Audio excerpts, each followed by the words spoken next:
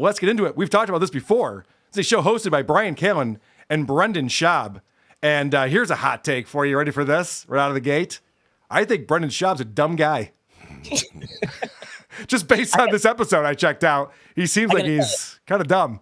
The comment sections on their live streams also tend to lean towards Brendan Schaub is kind of dumb. I mean, that's them talking. They pile on him almost the entire show.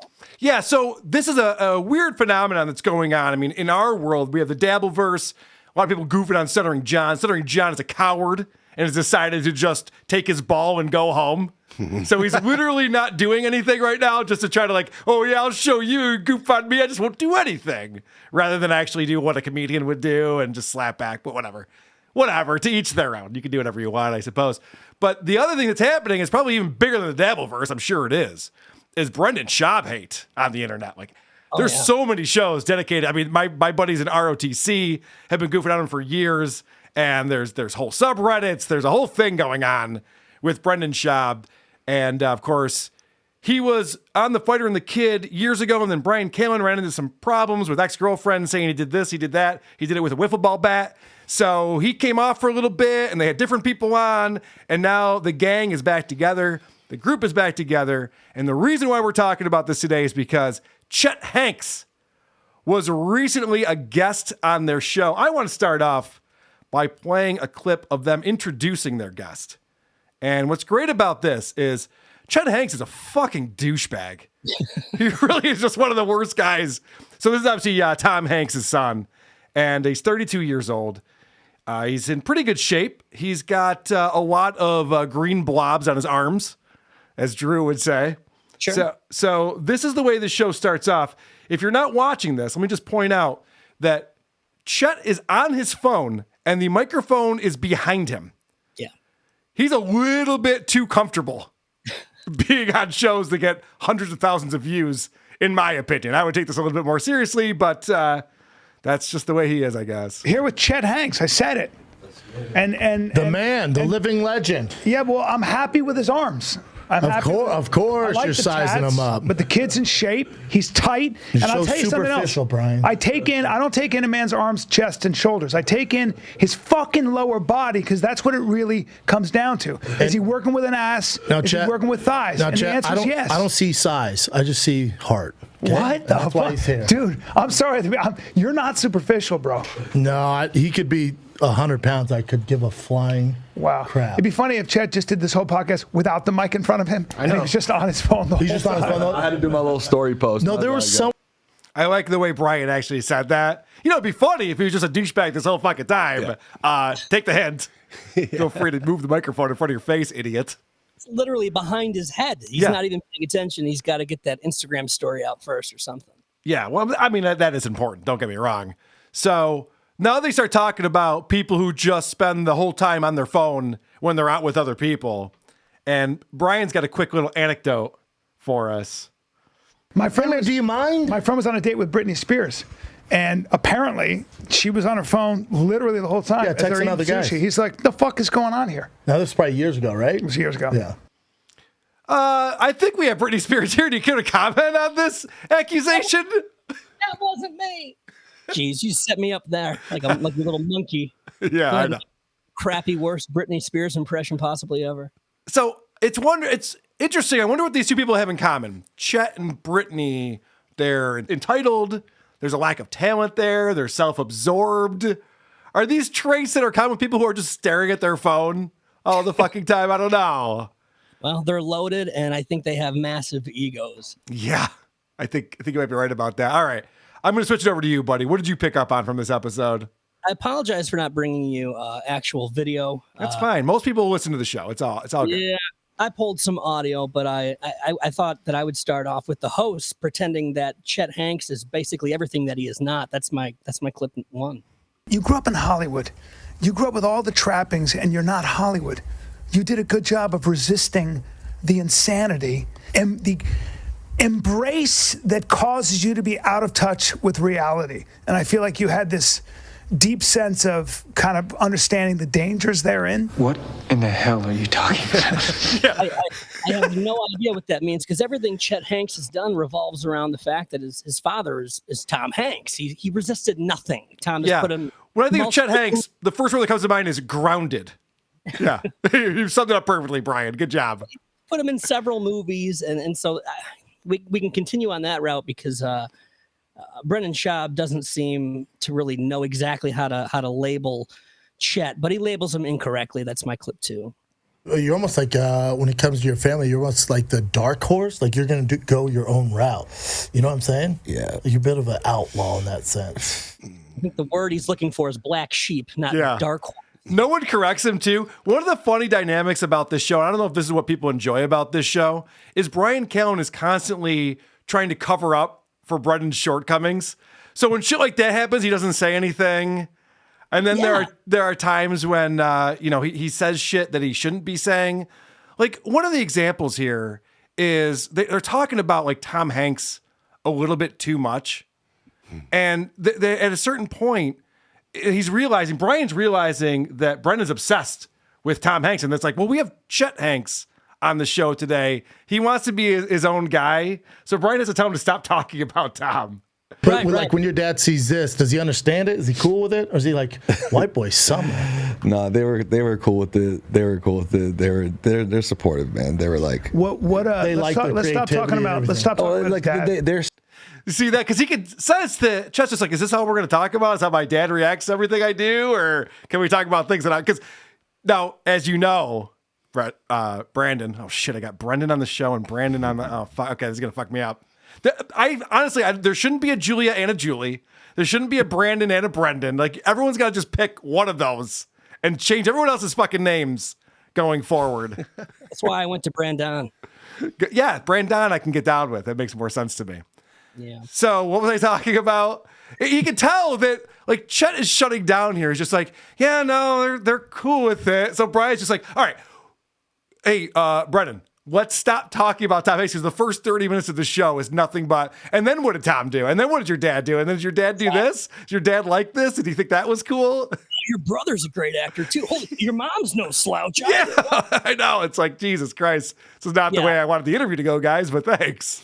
Right. And before Brian shuts down the Tom Hanks talk, they get into pretty much how self-made Chet Hanks is. And that's my number 3. A huge misconception is people think that like my dad would just like call up someone and be like, cast my son in this movie. And like, that's just not how it works. Not at all. Right? Like, number one, he would never do that. No. Number two, even if he did, like, that's not how it works. No. Because it's like, first of all, you have to be right for the role. Correct. You have to go through the regular process of auditioning and then calling back and getting called back. So any role that you book, it's like, you have to fucking earn that shit. You sure do. Nepotism does not exist in Hollywood. You heard it there first. Forget about Jaden Smith and his dumb sister, Zoe Kravitz, or Dakota Johnson, or Maya Hawke, or both of Judd Apatow's brats, or Haley Bieber, or Brooklyn Beckham, or Tori Spelling. I can keep going. Kelly Osbourne. You're mentioning a lot of coincidences here, Brandon. I hear a lot of coincidences happening, but I don't know if any of that's an example of nepotism. Well, can I give you just one final thing on nepotism? I mean, these are talented people, obviously, that we're going to make it anyway. Yeah, Chet was going to make it. In fact, he made it on Curb Your Enthusiasm all on his own. That's my number 4. No nepotism. How was it working with Larry David on Curb Your Enthusiasm? Did you have a written script, or was it mostly improv? And one of my favorite episodes ever of Curbs. Yeah, that was fucking hilarious. It's almost all improv, almost all of it. I actually got a funny story about that. So Larry David, right? I've actually known him like since I was a little kid, because our parents were friends. Right. I had known him, like, we had gone on, like, family vacations together, but I was a young kid, you know what I'm saying? I was, like, probably, like, 12, 13 years old. So I hadn't really seen him since then. It's like I know him, but I don't really know him, you know what I mean, as an adult, you know what I mean? But I auditioned for that role just like everyone else, and I fucking got it, and I was right for the role. Right for the role. Yeah. Totally. That's relatable, vacationing with Larry David. He definitely earned that role. Has nothing to do with nepotism whatsoever. There's a certain point in here where Brian's trying to tell Chet how grounded he is and how amazing that is. That he's so grounded. He's like, there's a lot of rich people out there who don't even realize that there are poor people out there, but not you, Chet. You're one of those guys. Like, why would you think that? Based on anything this guy does, why would you think that he's grounded or understands what life is like outside of his bubble? Yeah, I didn't fully understand that either. And, he's going to take it a step farther because he's not just in Hollywood. He's now going to teach the next class of Hollywood. Good. Chet is already a musician. He is already an actor. He's a life coach. But get ready for his school of acting. That's my number 5. I'm actually about to release an online course. It's a master class on not just like the fundamentals of acting, but like the politics of like how to actually break into the entertainment industry and actually get your foot in the door. I'm about to release that. It's an online course, and I'm going to include basically everything that my dad has taught me in it. Do you have a promo code for my friend Bryan? Or? Yeah. What's it called? Yeah, I need some help. Well, my daughter. It's called The Actor's Advantage.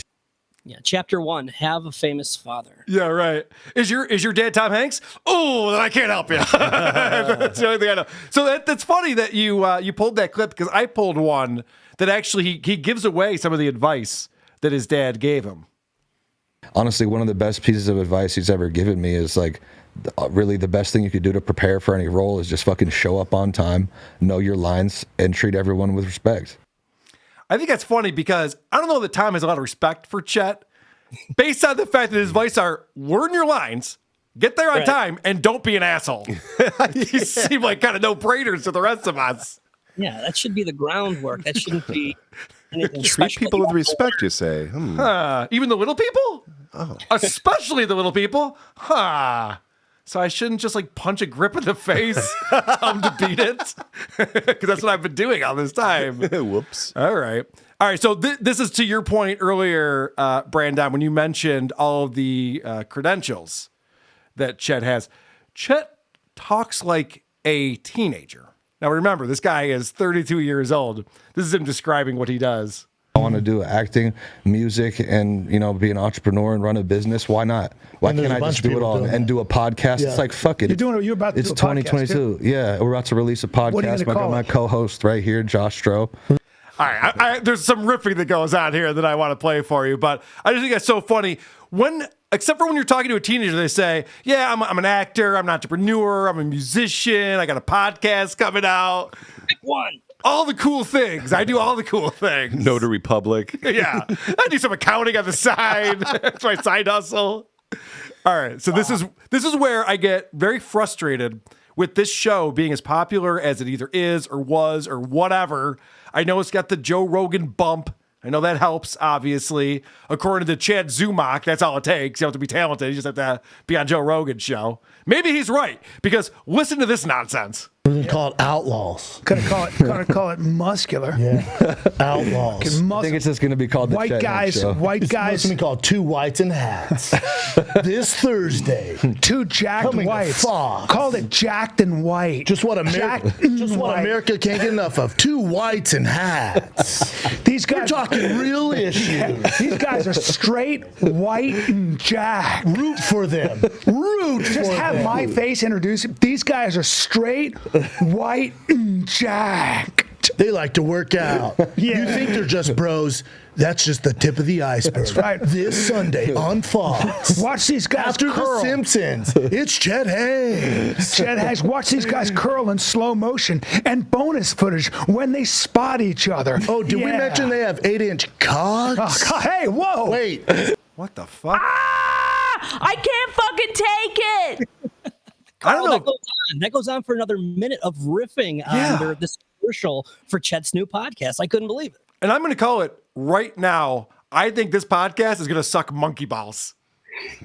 I'm calling my shot right now. No one's going to care about this podcast. Why it's going to suck monkey balls? Why is that? My clip 14. Okay. And Chet Hanks, you're the man. You're an inspiration, dude. Keep crushing. Excited. Your podcast's going to crush, man. You can tell you guys got to come on. Good stories. We're on. You guys come on? Yeah, we'll definitely come on. Yeah, I don't want to go on right after your dad, but spread it out a little bit, and then we'll do that. Okay? Then I'm down to come on. Yes. So we get another celebrity podcast carousel here, and I can't wait for Dax Shepard to show up with Chet. Brandon has a problem with Dax. And the guest that he has on his show. Well, it's interesting because, as you pointed out, all they're talking about how it has nothing to do with nepotism, and I've earned all of this. And he says, I got a new podcast coming out. Then they talk about the first guest who's going to be on there. Your dad might be the first guest? Yeah. I'm watching. Maybe. Well, that's going to prove he can make it on his own. Yeah. And my first guest, Tom Hanks, the biggest movie star ever. Coincidence. Wow. It's pretty impressive for your first guest. Took me years to get producer Chris to come on, Mike. But this guy's fucking got Tom Hanks on his first show. So you might have noticed, Brandon, that riffing they were talking about, like, oh, what's the show going to be about? White guys in hats, all those great jokes. And then Brendan decides to talk about his dick. And he seems to be obsessed with this guy's dick. Oh, yeah. Here's another example. So they're showing a still from White Boy Summer.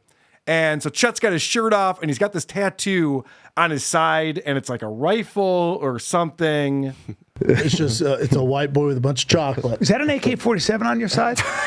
God damn. Or is that a bazooka? That's a bazooka, bro. Oh, no, that's in your shorts. Get it? He's got a bazooka in his shorts. It's his piece. He's got a big penis. It doesn't end there, Carl. Like, no, it doesn't. If I can transition, you called back how Bryan Callen had to shut down the Tom Hanks talk. The first 30 minutes was just Tom. Finally, he shuts it down. So let's get into the good talk, the meat of this episode, and that's drugs. That's my number 6. I'd been sober for 5 years. What was your drug of choice, if you don't mind saying? Coke. Really?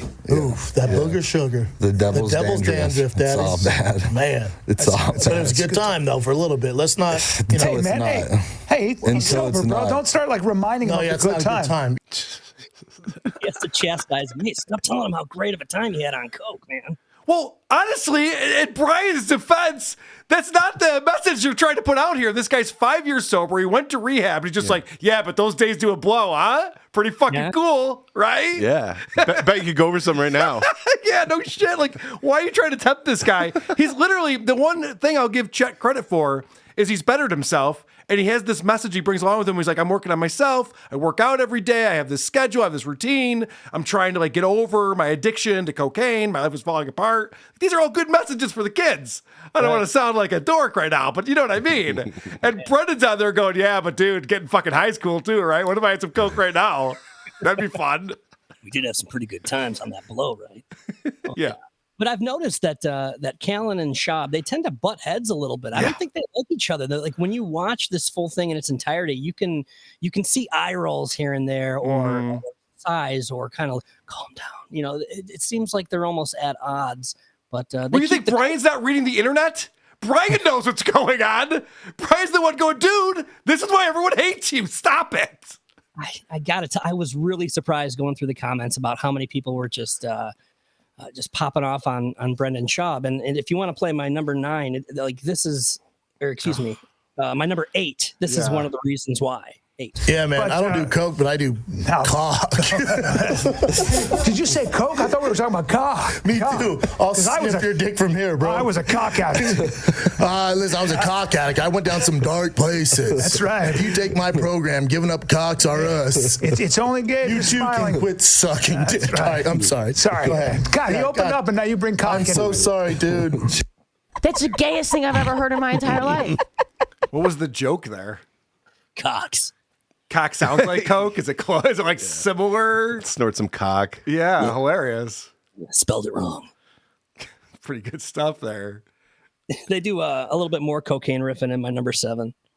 I wouldn't invite the 3 of us to a cocaine party. Look at these noses. His nose is built. I know. That sharp nose on the table. But he's got it's a good looking beak. Snow blower. But it's a good looking beak. It's a good looking beak. I'm not mad. Don't put a mound of cocaine in front of us. That's true. No. We'll start from here. But he's 32. He's still got his youthful looks. He's a good looking. I've never done cocaine ever in my life. Are you serious? Never. Oh, yeah, sure. Yeah, I know. He seems very excited about it for a guy who's never done it. Fucking awesome, isn't it? I've never done it. I don't know. What do I know about it? I hear it smells good. Yeah, I don't think he's put anything foreign substance into his body. No. I can't wait until they get Artie Lang on the show and tease him with speedballs for an hour and a half. I really got a couple rails right over here. I got a syringe. You remember how much good time you had back then, right? Yeah, I'm done eating this chili, so this spoon really, there's no reason for it to be out. What the fuck is wrong with this guy? No. If I can wrap up the Coke talk, my number 9 is a great question from the audience. Chet, since you mentioned you did have the cocaine thing with the party, I'm just curious, Did your dick work when you were doing using definitely cocaine? not. No, Okay, that's what I was curious about. No, definitely Good not. question. Yay, good question. No, it's Yay, good question. it's a good question because No, that's why they say, God invented cocaine. It's good for you, but your wiener doesn't work. So he has a sense of humor. God said that. I don't remember God saying Coke is good for you. Yeah, Galatians chapter 3, and thus snorting Coke will give you limp dick. Also, God didn't invent cocaine. That's like saying God invented plastic. Like that shit, like guys had to figure that shit out. God invented cocaine. God looks like Bryan Cranston. Yeah, there's some steps there. You can't just grow cocaine. That's why God invented meth, because it's awesome. And on the third day. Oh, boy. All right. I want to switch gears a little bit because at a certain point, they start talking about their dads. And Brian's dad was like the toughest guy that's ever lived. Bryan is explaining how tough his dad is. And then Chet says his grandfather was also extremely tough. They're cut from a different cloth. Cut from a different cloth, bro. Yeah, my grandpa would eat. He would eat fucking, like a drumstick, a chicken. Yeah. He would eat it, the whole thing, bone and everything. Bullshit. That's not true. How would you even do that? I think that'd be a choking hazard, wouldn't it? Nobody eats the whole drumstick bone at all. Does he mean putting the whole thing in his mouth, then just pulling out the bone? Well, that's what I thought he was talking about at first. And then he says, no, I ate the whole thing bone and all. It's like, what? Was your grandfather a goat? Yeah, right. I don't think that's a thing, to be honest with you. And then because they're talking about dads, Brendan says something that's pretty funny. My dad still doesn't understand what I do. Nobody does. It's not just your dad who doesn't understand what you do, because it's like, well, you're a comedian, but you're not funny, and you're a podcaster, but you can't talk. Like, how do you explain to your dad, like, no, I'm a professional? Like, I doubt it. I don't think so. Sure, he's very proud of him, though. And he talks about how after he did his first Showtime special, his dad asked him, oh, how did your speech go? That's actually a more accurate description of what that Showtime special was. It wasn't a comedy show. It was more of a speech. Okay. Did the teacher like it? Yeah. Did you get a good grade on it? Good job, buddy. Tussled his hair. Yeah. And then one more clip on the dad talk here. So this is just how tough guys were, in that day and age. Like my grandfather just snack on rocks. It's, like they're old. Oh yeah, he actually played soccer with rocks growing up. Yeah, he just told a me. big boulder. Yeah, they would just kick rocks. Doing scissor literally. kicks and shit. Nope. So I want to point out here, this is more of a visual, but I'll explain it. Right at the beginning of this, I don't know if he's going for a joke. I hope he is. But look at Brian's reaction to Brendan saying, my grandfather snacked on rocks. My grandfather just snack on rocks. It's, like they're old. Oh, yeah, he actually played soccer with He goes, no. No, he doesn't. That's what I mean. If you watch this, you can see all these eye rolls and these eyes. It just seems like these two are just done with each other, but they keep going because it's a popular show. It sounds like a Grandpa Simpson thing to say, that he snacked on rocks. Yeah, we were pretty poor back in those days. Even that got cut from the script. We had to eat rocks. My grandpa went to school uphill both ways with no shoes on. Yeah. Too. Do you believe all those stories, Brendan? Idiots.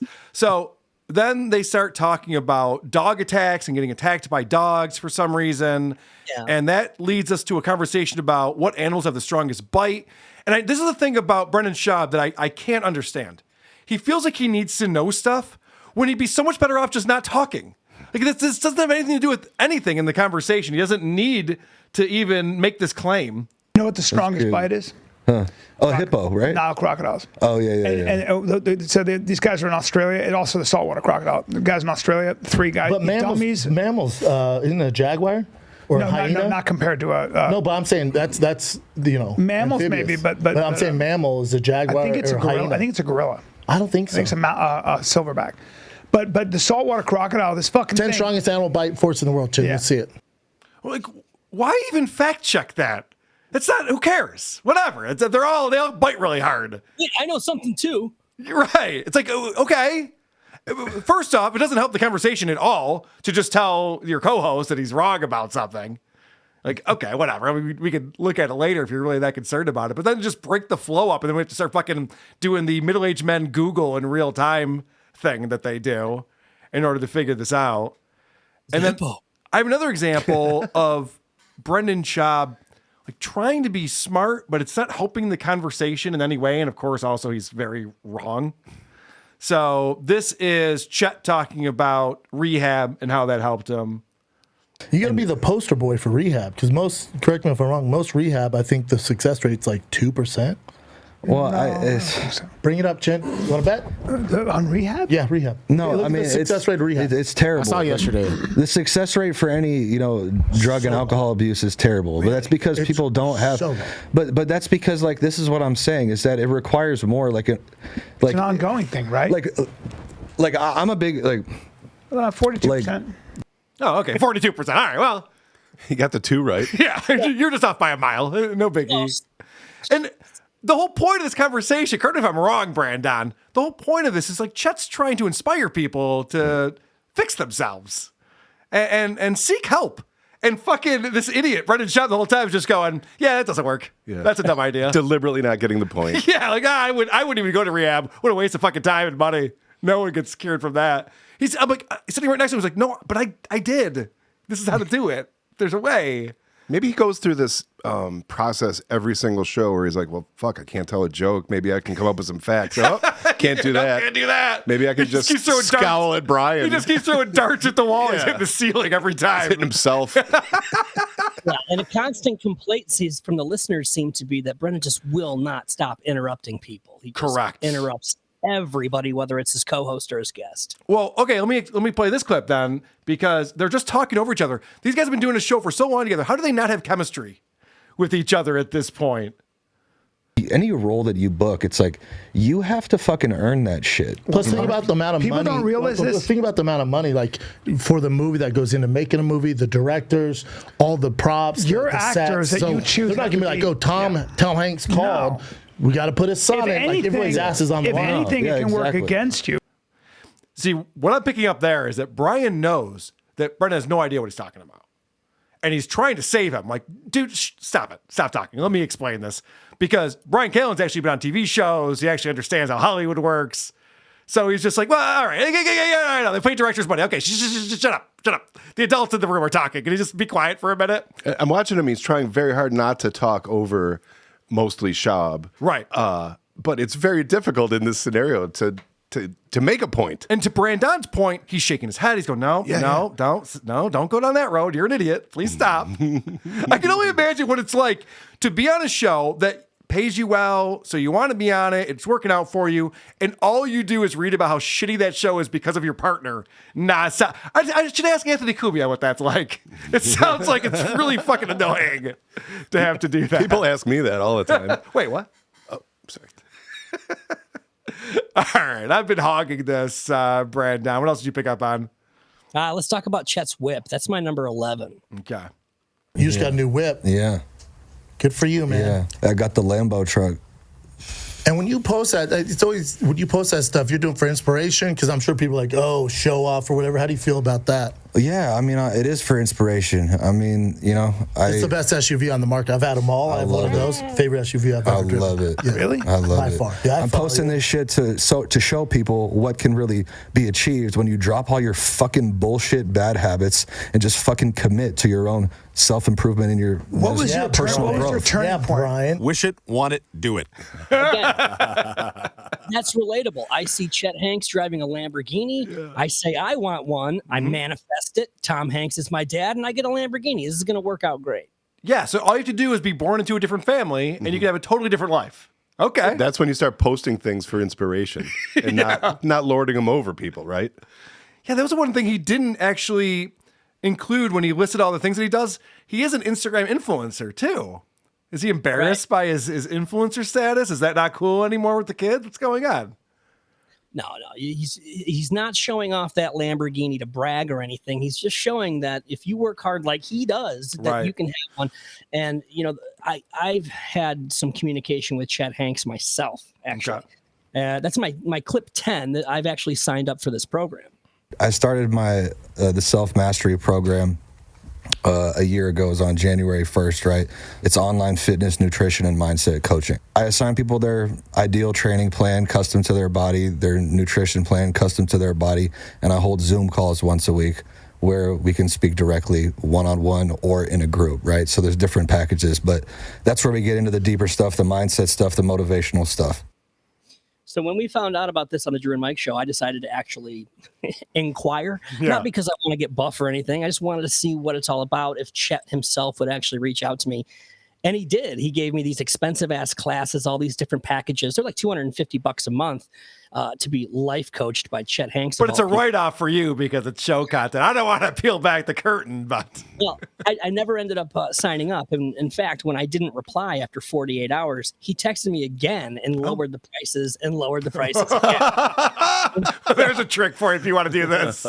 That's hilarious. I do give him credit to trying to better his life, but if anybody goes on his Instagram, they do know that he does flaunt his lifestyle and acts a little badass, and so I couldn't commit to that program.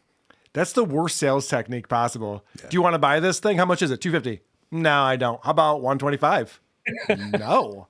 I thought it was worth something. Now I don't think it's worth anything. No, thank you. It didn't seem feasible either, because with the packages, he's like, hey, you'll get 1 hour a week with me on Zoom. And I mean, how many people can possibly sign up before his entire week is consumed by Zoom calls? You can stretch him a little thin if he's successful at this, is what you're saying. It's a good point.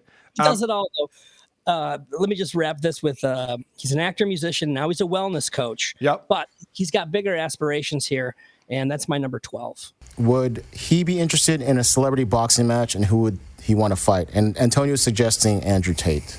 I would be interested in a celebrity boxing match. That's kind of why I'm trying to like. It is. Well, I mean, I want to be ready for it if they ever get a great offer for that. You got to put those things out into the universe, see what happens. Yeah, no, he's gonna be a boxer as well. So there's nothing Chet Hanks can't do. You know, what we should take on is celebrity boxing champion Stuttering John Melendez.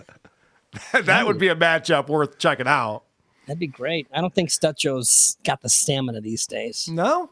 No, I don't. I've seen pictures of him, and it looks like he's made his comeback to Twitter, and he's posted some photos, and he just looks the beer's still flowing. We'll get into that. Brandon did some good prep for the show today. I want to talk about, before we move on, real quick, some spicy pager talk. And they're talking about old guy stuff. And they want to know if, like, Chet Hanks ever had a pager. But my dad knew if he typed like his number, then 911. I was like, oh shit, here we go. Serious. I'd call him, like, what are you doing? I'm like, I don't know. Is there an emergency? He's like, no. Just make sure you called me. I'm like, I'm at a payphone, Dad. Now, not only is that boring and a horrible anecdote, you'll notice that during that, a producer walks in and adjusts Chet's microphone, but barely, but had to touch it and make a noise with it. Mm-hmm.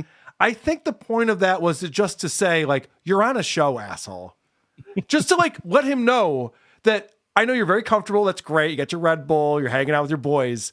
You're doing a show. Can you please pretend that microphone in front of you is picking up the audio coming out of your mouth that we're then putting out on YouTube?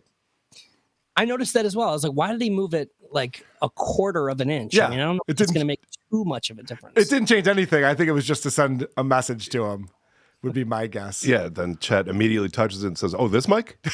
Right. Yeah. Oh, I'm talking to this mic. Okay, yeah, that makes sense. All right. Anything else you want to play from this episode? I only have one more clip. It's my 15, and it's just, there's actually about 150 of these within this hour and a half, but I only collected a handful of them. Chet has a crutch. At the end of the day, it's just, I'm just being myself at the end of the day. Oof. There were a lot of those. I probably should have spent another hour putting them all together, but I only grabbed about 6 of them. But yeah, no, that's plenty. The next thing you knew, it was the end of the day. Who are these podcasts?